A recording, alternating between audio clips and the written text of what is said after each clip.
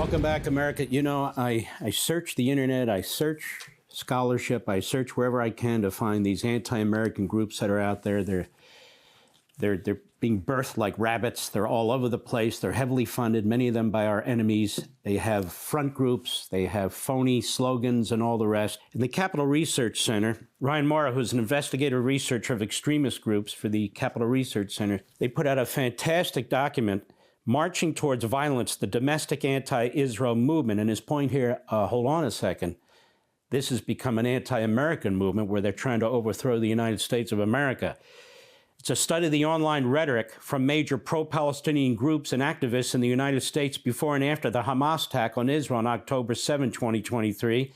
And it concludes that the activist protests have morphed into an anti-American, anti-police movement. You know, it's like the fusion I've always talked about between the Islamists and the Marxists, with sharply radicalized rhetoric that advocates terrorism and sedition here in the United States of America.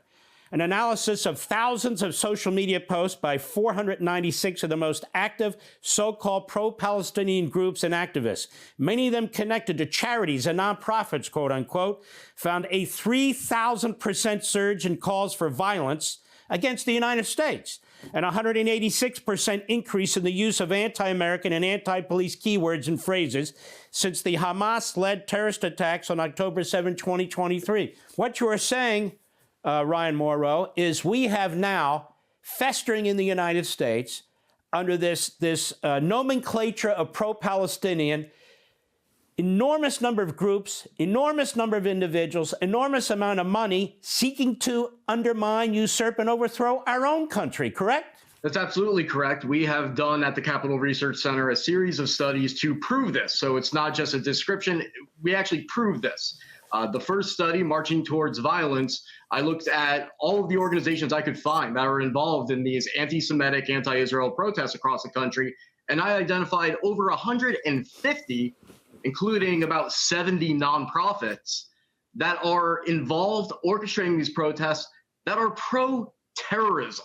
I mean, explicitly pro-Hamas, and in most cases, openly Marxist, anarchist, or Islamist, sort of like the Muslim Brotherhood network in the United States, and extremely anti-American. The other study, we did a few, but the most recent one, When Charities Betray America, we looked at the rhetoric of these groups for the 15 months before the October 7th attacks and the 15 months after.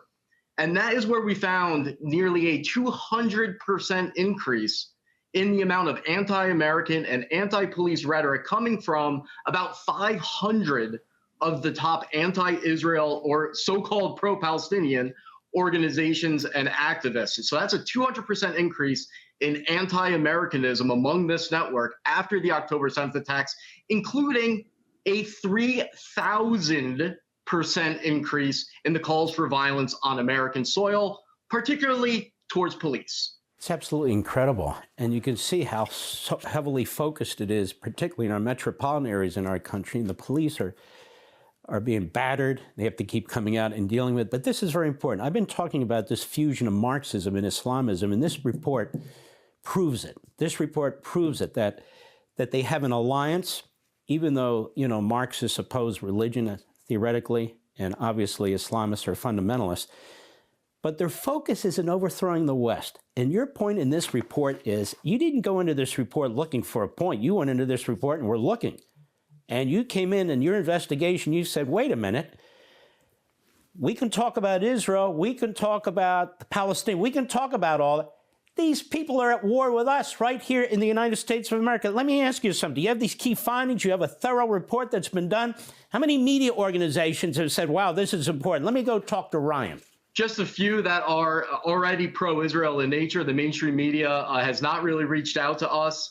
And amazingly, one of the other findings of the first report, Marching Towards Violence, that I did was that I read just about every single mainstream media news report about these groups. And with the exception of just a handful of occasions, none, when mentioning one of these protesting groups, mention that they are pro-Hamas or Hamas connected or supportive of the Chinese government, the Iranian government, the Russian government, just a complete absence of context. So readers would think that these are reputable civil rights organizations that are worth trusting and respecting, instead of knowing that these are terrorism apologists who are more loyal to foreign adversaries of the United States than they are to the United States itself. In fact, most of these groups refer to the United States as Turtle Island, which is essentially the equivalent of when they say Israel is Palestine. When they say America is Turtle Island, what they're saying is that the United States does not deserve to exist, because that's the term that they believe Native Americans referred to North America as before the United States existed. All right, let's pursue this when you come back, because we do have an enemy within. That's why they don't want us to use the phrase, and this is certainly a big part of it. Welcome back, America. We're here with Ryan Mauro of the Capital Research Center. They've done a tremendous job here in their analysis, in their investigation of extremist groups, and they're making it abundantly clear, and it's overwhelming the amount of data evidence they have that's being completely ignored by most of the media, that these groups you're seeing in the streets, their main objective, which is why they're here in the United States, which is why they're funded in the United States, which is why they're on our college campuses, and I might add, representatives in our media and so forth, is to destroy the United States, right, Ryan? Not to just engage in debate, but to destroy the American empire, correct?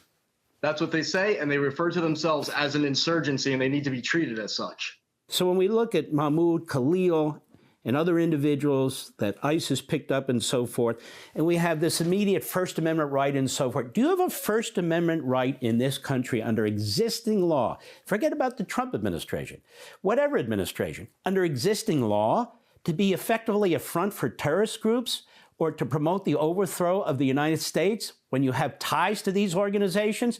And if you don't have direct financial ties, you're taking the propaganda and you're regurgitating it as a foreign student in the United States? Do you have a right to just stay here and do that sort of thing?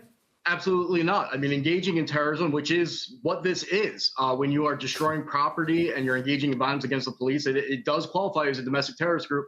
That is illegal. It is also a violation of IRS code for tax-exempt organizations to conspire to commit criminal activity, which is why at Capital Research Center, we have this stockpile of information. We're ready to go. We can show you exactly who is involved in this network, including the nonprofits, and tax-exempt statuses can be revoked relatively quickly. And if the administration so wanted, you could start seeing this anti-American intifada start being ripped apart within the matter of weeks if they're so enabled to do so. So the Department of Justice, DHS, the IRS, I'm sure some people who run these departments are listening to this program. You have collected all this evidence. I'm familiar with the 501c3 requirements myself. They're pretty clear, and it's pretty clear who crosses the lines and who don't cross the line and who doesn't cross the lines. It's all available to them to take a look at, and I suspect they're going to take a look at it. And of course, they'll be attacked by the left as, oh, you oppose free speech. This has nothing to do with free speech. Trying to overthrow the United States of America as part of a terrorist, operation, whether you have direct ties or not, but we all know what's going on. Funding, foreign students, and all the rest. You don't have a right to do that. I want to thank you folks at the Capital Research Center. Ryan Mauro, very patriotic, very great work. Thank you, my friend. Thanks for having me.